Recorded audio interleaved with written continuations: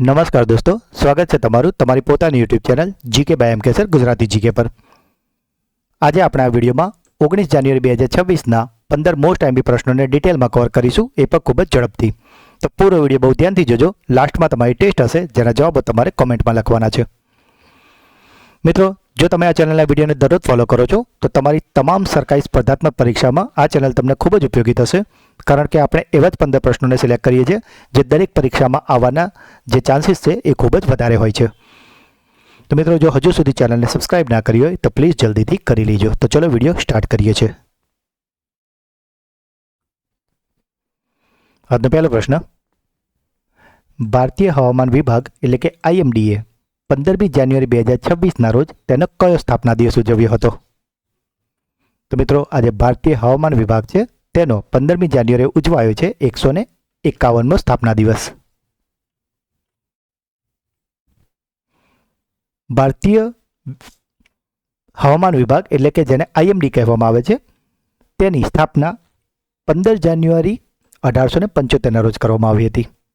તેનું પ્રથમ મુખ્ય મથક કલકત્તામાં હતું અને 1905માં તે સિમલામાં, 1928માં પુણેમાં અને છેલ્લે 1944માં તેને નવી દિલ્હીમાં ખસેડવામાં આવ્યું હતું. આ પ્રસંગે કેન્દ્રીય મંત્રી ડૉક્ટર જીતેન્દ્રસિંહે જાહેરાત કરી હતી કે 2026માં 4 મોટા મહાનગરો એટલે કે દિલ્હી, મુંબઈ, ચેન્નઈ અને પુણે, એમાં દરેક શહેરમાં 50 એમ કુલ 200 ઓટોમેટિક વેધર સ્ટેશન સ્થાપવામાં આવશે.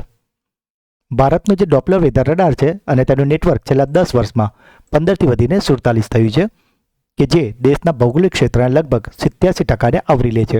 અને જો ચોકસાઈની વાત કરીએ તો હવામાનની જે આગાહી છે તેની ચોકસાઈમાં 40થી 50%નો સુધારો થયો છે અને ચક્રવાતની આગાહી કરીએ તો તેમાં 35થી 40%નો સુધારો થયો છે. અમેરિકાએ કયા દેશને પેક્સ સિલિકા પહેલમાં જોડાવા માટે આમંત્રણ આપ્યું છે? મિત્રો, આજે પેક્સ સિલિકા છે તેમાં જોડાવા માટે અમેરિકાએ આમંત્રણ આપ્યું છે ભારતને. ગલ્ફ શિલ્ડ 2026 કે જે એક સંયુક્ત લશ્કરી કવાયત છે તે ક્યાં યોજાઈ હતી? તો મિત્રો, આજે ગલ્ફ શિલ્ડ 2026 નામની સંયુક્ત લશ્કરી કવાયત છે તેનું આયોજન થયું હતું સઉદી અરેબિયામાં.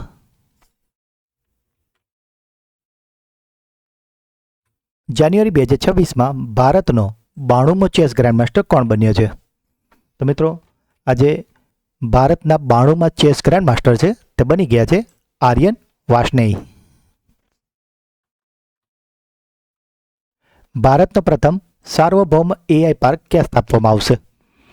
તો મિત્રો, આજે સાર્વભૌમ એઆઈ પાર્ક છે કે જે ભારતનો સર્વપ્રથમ છે તે સ્થાપવામાં આવવાનો છે તમિલનાડુના ચેન્નઈ ખાતે. 1 જાન્યુઆરી 2026થી લઈને 30 જૂન 2026 સુધી કયો દેશ કાઉન્સિલ ઓફ યુરોપિયન યુનિયનનું પ્રમુખ પદ સંભાળ્યું છે? તો મિત્રો, આજે 1 જાન્યુઆરીથી લઈને 30 જૂન 2026 સુધી કાઉન્સિલ ઓફ યુરોપિયન યુનિયનનું પ્રમુખ પદ છે તે સંભાળી લીધું છે સાયપ્રસ નામના દેશે. આ મોસ્ટ આઈએમપી પ્રશ્ન છે મિત્રો, અને ખાસ ડબલ સ્ટાર માર્ક કરી લેજો. આ કોઈક ને કોઈક એક્ઝામમાં તમને જરૂરથી જોવા મળશે. વેનેઝુએલાના વિપક્ષી નેતા મારિયા કોરિના મચાડો એ પોતાનો નોબેલ શાંતિ પુરસ્કાર કોને એનાયત કર્યો છે? તો મિત્રો, થોડા સમય અગાઉ જ નોબેલ પુરસ્કાર એનાયત કરવામાં આવ્યા હતા અને જેમાં શાંતિનો નોબેલ પુરસ્કાર અપાયો હતો મારિયા કોરિના મચાડોને, અને હવે તેમણે પોતાનો નોબેલ શાંતિ પુરસ્કાર એનાયત કર્યો છે અમેરિકાના રાષ્ટ્રપતિ ડોનાલ્ડ ટ્રમ્પને.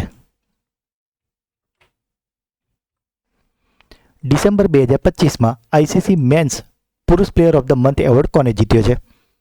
તો મિત્રો, આઈસીસી દર મહિના માટેના પુરુષ અને મહિલા પ્લેયર ઓફ ધ મંથના નામ બહાર પાડે છે અને તેમાં પુરુષ player of the month December માટે બન્યા છે ઓસ્ટ્રેલિયાના ખેલાડી મિશેલ સ્ટાર્ક, અને જો મહિલા ખેલાડીની વાત કરીએ તો તે બન્યા છે સાઉથ આફ્રિકાની લોરા વોલવાઇટ. બહુભાષી ડિજિટલ ગવર્નન્સને પ્રોત્સાહન આપવા માટે કઈ રાજ્ય સરકારે ડિજિટલ ઇન્ડિયા ભાષીની ડિવિઝન સાથે કરાર કર્યો છે? મિત્રો, આજે ડિજિટલ ઇન્ડિયા ભાષીની ડિવિઝન છે તેની સાથે કરાર કર્યા છે મધ્યપ્રદેશ સરકારે. ભારતનો પહેલો ગ્રીન એમોનિયા પ્રોજેક્ટ ક્યાં સ્થાપિત થશે? મિત્રો, આજે ગ્રીન એમોનિયા પ્રોજેક્ટ છે તે સ્થાપિત થવાનો છે આંધ્રપ્રદેશમાં. ઇન્ડિયા ઇલેક્ટ્રિસિટી સમિટ 2026 ક્યાં યોજાશે? તો મિત્રો આજે ઇન્ડિયા ઇલેક્ટ્રિસિટી સમિટ 2026 છે તેનું આયોજન થયું છે નવી દિલ્હી ખાતે. પુણે ગ્રાન્ડ ટૂર 2026ના ગુડવિલ એમ્બેસેડર તરીકે કોની નિમણૂક કરવામાં આવી છે? તો મિત્રો આજે પુણે ગ્રાન્ડ ટૂર 2026 છે તેના ગુડવિલ એમ્બેસેડર બની ગયા છે ભારતીય ક્રિકેટ ટીમના પ્લેયર મહેન્દ્રસિંહ ધોની.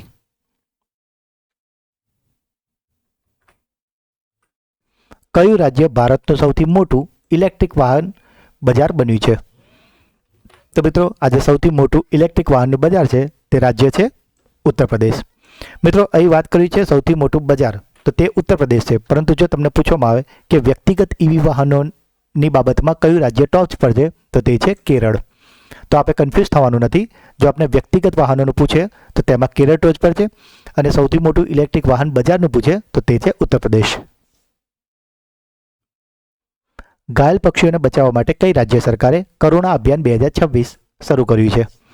તો મિત્રો જેમ તમે જાણો છો કે દર વર્ષે આપણા ગુજરાતમાં કરુણા અભિયાન ચલાવવામાં આવે છે કે જેમાં જે પણ પક્ષીઓ ઘાયલ થાય છે તેમના માટે હેલ્પલાઇન શરૂ કરવામાં આવે છે. અને આ જ અભિયાન કરુણા અભિયાન 10 જાન્યુઆરીથી લઈને 20 જાન્યુઆરી 2026 દરમિયાન ગુજરાતમાં ચલાવાયું છે અને તેમણે પોતાનો એક હેલ્પલાઇન નંબર બહાર પાડ્યો છે જે છે 1962. કઈ અવકાશ એજન્સીએ પ્રથમ વખત તબીબી સહાય માટે આંતરરાષ્ટ્રીય અવકાશ સ્ટેશનમાંથી અવકાશ યાત્રીઓને સફળતાપૂર્વક પાછા લાવ્યા છે? મિત્રો આજે તબીબી સહાય માટે ISSમાંથી અવકાશ યાત્રીઓને સફળતાપૂર્વક પાછા લાવ્યા છે તે એજન્સીનું નામ છે સ્પેસએક્સ.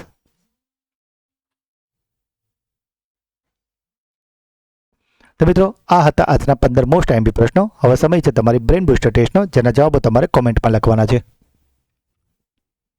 આજનો પહેલો પ્રશ્ન, વેનેઝુએલાના વિપક્ષી નેતા મારિયા કોરિના મચાડોએ પોતાનો નોબેલ શાંતિ પુરસ્કાર કોને એનાયત કર્યો છે? 1 જાન્યુઆરી 2026 થી 30 જૂન 2026 સુધી કયા દેશે કાઉન્સિલ ઓફ યુરોપિયન યુનિયનનું પ્રમુખ પદ સંભાળ્યું છે? અને આજનો છેલ્લો પ્રશ્ન, પુણે ગ્રાન્ડ ટૂર 2026ના ગુડવિલ એમ્બેસેડર તરીકે કોની નિમણૂક કરવામાં આવી છે? તો મિત્રો ત્રણેય પ્રશ્નના જવાબ તમારે કોમેન્ટમાં લખવાના છે. મિત્રો હવે વારો છે આપણા સુપરફાસ્ટ ફ્લેશ રિવિઝનનો કે જેમાં આપણે શનિવારના જે 15 પ્રશ્નો હતા તેનું ફટાફટી એક રિવિઝન કરીશું. મિત્રો ગઈકાલે રવિવાર હતો કે જેમાં આપણે સુપર સન્ડે ક્લાસમાં પાછલા અઠવાડિયાના એટલે કે 12 જાન્યુઆરીથી લઈને 18 જાન્યુઆરીના 50 મોસ્ટ IMP પ્રશ્નો કવર કરાવ્યા છે. તો જો તમે તે વિડીયો ના જોયો હોય તો તેની લિંક નીચે ડિસ્ક્રિપ્શનમાં આપેલી છે, તેને પ્લીઝ જરૂરથી જોઈ લેજો. તો મિત્રો શનિવારના પ્રશ્નો રિવિઝનની વાત કરીએ તો પહેલો પ્રશ્ન હતો શનિવારે, ભારતમાં કઈ તારીખે નેશનલ સ્ટાર્ટઅપ ડે 2026 મનાવવામાં આવ્યો હતો? તો જે નેશનલ સ્ટાર્ટઅપ ડે છે તે મનાવાયો હતો 16 જાન્યુઆરીએ. નેશનલ સેફ્ટી ડેમ ઓથોરિટીએ કઈ નદી પર આવેલા બરગી ડેમમાં સલામતીની ગંભીર ક્ષતિઓનો પર્દાફાશ કર્યો છે? તો મિત્રો આજે બરગી ડેમ છે કે જેમાં સલામતીની બાબતમાં ગંભીર ક્ષતિઓ ધ્યાને આવી છે તે છે નર્મદા નદી પર. નાણાં મંત્રાલયના નાણાકીય સેવાઓ વિભાગે CGHS લાભાર્થીઓ માટે કયો વૈકલ્પિક આરોગ્ય વીમા શરૂ કર્યો છે? તો આજે વીમો છે તેનું નામ છે પરિપૂર્ણ મેડિક્લેમ આયુષ વીમો. ભારતના 77મા પ્રજાસત્તાક દિવસની ઉજવણીમાં મુખ્ય અતિથિ તરીકે કોણે હાજરી આપી છે? તો મિત્રો આજે મુખ્ય અતિથિ બનવાના છે ઉર્સુલા વોન ડેર લેયન અને એન્ટોનિયા કોસ્ટા. ઉર્જા ભારત પ્રાઇવેટ લિમિટેડે ક્રૂડ ઓઇલની શોધની જાહેરાત કયા સ્થળે કરી છે? તો મિત્રો આજે ઉર્જા ભારત પ્રાઇવેટ લિમિટેડ છે તેને ક્રૂડ ઓઇલ મળ્યું છે અબુધાબી UAEમાં. સિકલ સેલ એનિમિયાના દર્દીઓને ઓળખવા અને સ્ક્રીનિંગ કરવા માટે કઈ રાજ્ય સરકારે સ્ક્રીનિંગ અભિયાન અરુણોદય શરૂ કર્યું છે? તો મિત્રો આજે અરુણોદય નામનું સ્ક્રીનિંગ પ્રોગ્રામ છે તે શરૂ કર્યું છે મહારાષ્ટ્ર. પૃથ્વીથી પ્રકાશ દિવસના અંતરે પહોંચનાર પ્રથમ માનવ સર્જિત પદાર્થ કયો હશે? તો મિત્રો આ પદાર્થ છે આપણો ગ્રહ વોયેજર 1. જાન્યુઆરી 2026માં નીતિ આયોગ દ્વારા બહાર પાડવામાં આવેલા નિકાસ તૈયારી સૂચકાંક 2024માં કયા રાજ્યએ મોટા રાજ્યોની શ્રેણીમાં પ્રથમ સ્થાન મેળવ્યું છે? તો મિત્રો આ પ્રથમ સ્થાન મેળવ્યું છે મહારાષ્ટ્ર. તાજેતરમાં જ અવસાન પામેલા સ્કોટ એડમ્સ કઈ કોમિક સ્ટ્રીપના સર્જક છે? તો સ્કોટ એડમ્સની જે પ્રસિદ્ધ કોમિક હતી તેનું નામ છે ડિલ્બર્ટ. કઈ બેંકને બેસ્ટ ફિનટેક IBA વાર્ષિક બેન્કિંગ ટેકનોલોજી એવોર્ડ્સ એનાયત કરવામાં આવે છે? તો મિત્રો આ એવોર્ડ્સ અપાય છે કર્ણાટક બેંકને. ITBPના એટલે કે ઇન્ડો તિબેટ બોર્ડર પોલીસના નવા ડાયરેક્ટર જનરલ તરીકે કોની નિમણૂક કરવામાં આવી છે? તો આજે આઈટીબીપીના નવા ડાયરેક્ટર જનરલ છે તે બની ગયા છે શત્રુજીતસિંહ કપૂર. આર્જેન્ટિનામાં સ્થિત દક્ષિણ અમેરિકાના સૌથી ઊંચા શિખર માઉન્ટ એકોનકાગુઆ પર સફળતાપૂર્વક ચડાઈ કરનાર પ્રથમ પર્વતારોહક કોણ છે?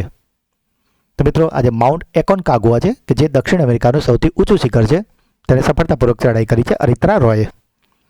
ભારતીય ઓલિમ્પિક એસોસિએશને તાજેતરમાં national Olympic education and development program ક્યાં શરૂ કર્યો છે?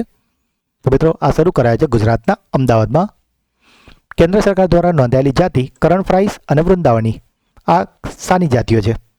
તો મિત્રો આજે કર્ણફ્રાઈસ અને વૃંદાવની છે તે જાતિઓ છે એક ગાયની.